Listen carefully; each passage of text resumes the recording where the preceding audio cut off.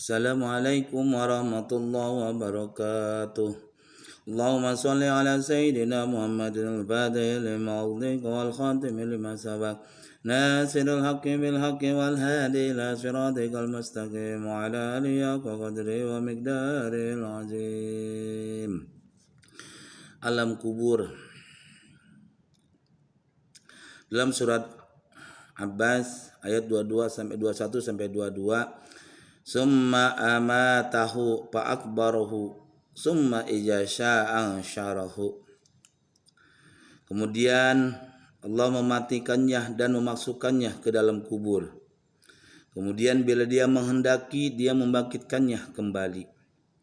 Alhaakumut takasur hatta zurtumul maqabir.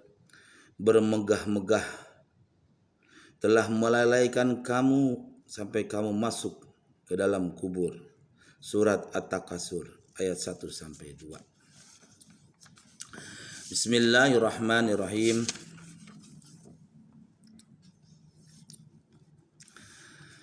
Bab yang pertama yaitu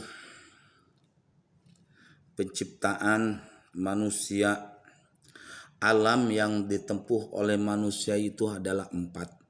Ada 4. Alam yang ditempuh oleh manusia itu ada 4 tempat. Yang pertama yaitu alam kandungan. Yang kedua alam dunia. Yang ketiga alam kubur atau alam barzah. Yang keempat yaitu alam akhirat. Keempat alam yang ditempuh oleh setiap jiwa atau ruh manusia benar-benar telah dikemukakan dalam Al-Quran. Sudah tercatat dalam Al-Quran dan Al-Hadis.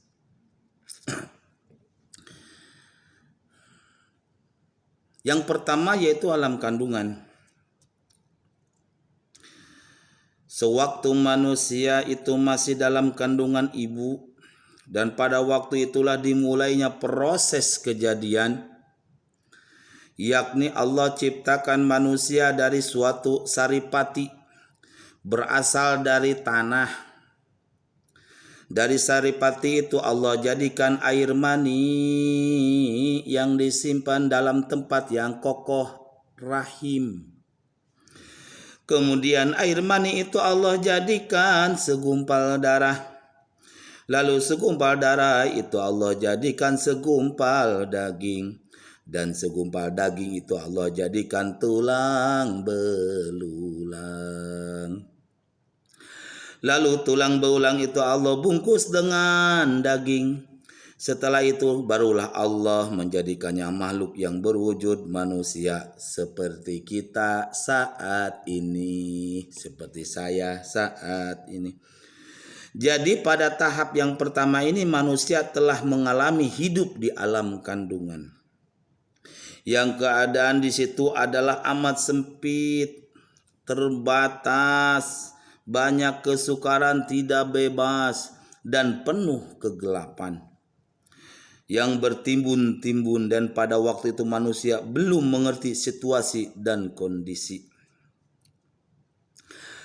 Tercatat dalam Al-Quran Allah berfirman, وَلَقَدْ خَلَقْنَا الْإِنسَانَ مِنْ سُلَالَةٍ مِنْ طِينٍ ثُمَّ جَعَلْنَاهُ نُطْفَةً فِي قَرَارٍ مَكِينٍ ثُمَّ خَلَقْنَا النُّطْفَةَ عَلَقَةً فَخَلَقْنَا الْعَلَقَةَ مُضْغَةً فَخَلَقْنَا الْمُضْغَةَ عِظَامًا فَكَسَوْنَا الْعِظَامَ لَحْمًا Summa ansha'nahu khalqan akhar.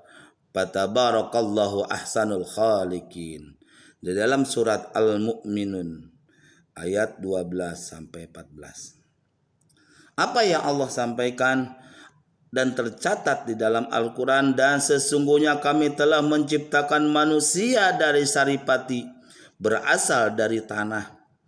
Kemudian kami jadikan saripati itu air mani yang disimpan dalam tempat yang kokoh. Kemudian air mani itu kami jadikan segumpal darah. Lalu segumpal darah itu kami jadikan tulang belulang.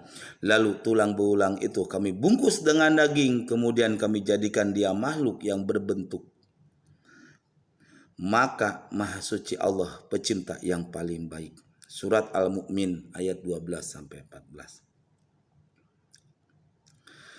Disebutkan dalam sebuah hadis bahwa permulaan sekali Allah menghidupkan manusia dalam kandungan, yakni permulaan sekali Allah Ta'ala mengaruniakan ruh atau nyawa ke dalam tubuh manusia itu adalah apabila telah berada dalam kandungan ibunya selama 120 hari, yaitu setelah berwujud sebagai sekerat daging. Pada waktu itu Allah mengutus malaikat untuk meniupkan ruh ke dalam tubuhnya, dan ia diperintah dalam 4 perkara. Apa yang diperintahkan? Yang pertama, menuliskan ketetapan rezekinya, ajalnya, amalnya, dan menjadi orang celaka atau bahagia. Ini telah ditunjukkan dalam hadis Nabi dari Abdullah bin Mas'ud. Rasulullah SAW bersabda, "Inna ahadakum yujma'u khalquhu fi batni ummihi arba'ina yauman. Summa yakunu alaqatan misla zalik. Summa yakunu fi zalika mudghatan misla zalik. Summa yursilullahu ta'ala al-malaka fayanfuhu fihi ruha wa yu'maru bi arba'i kalimat bikatmi rizkihi wa ajalihi wa amalihi wa syakiyun aw sa'idun." Rawahu Muslim.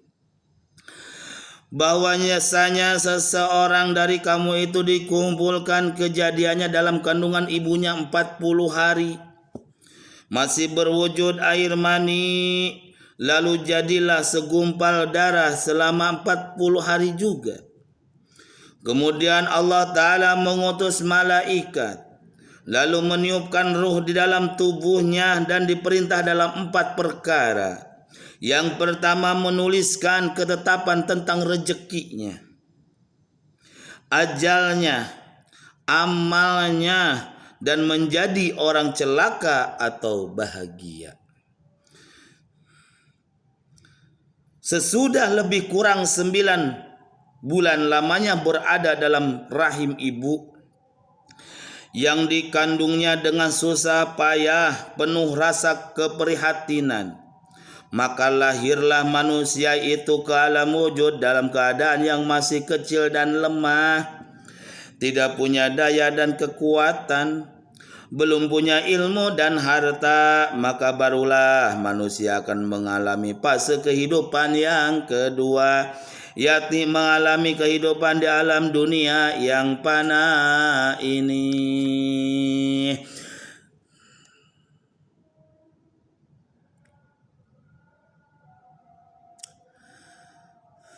Yang kedua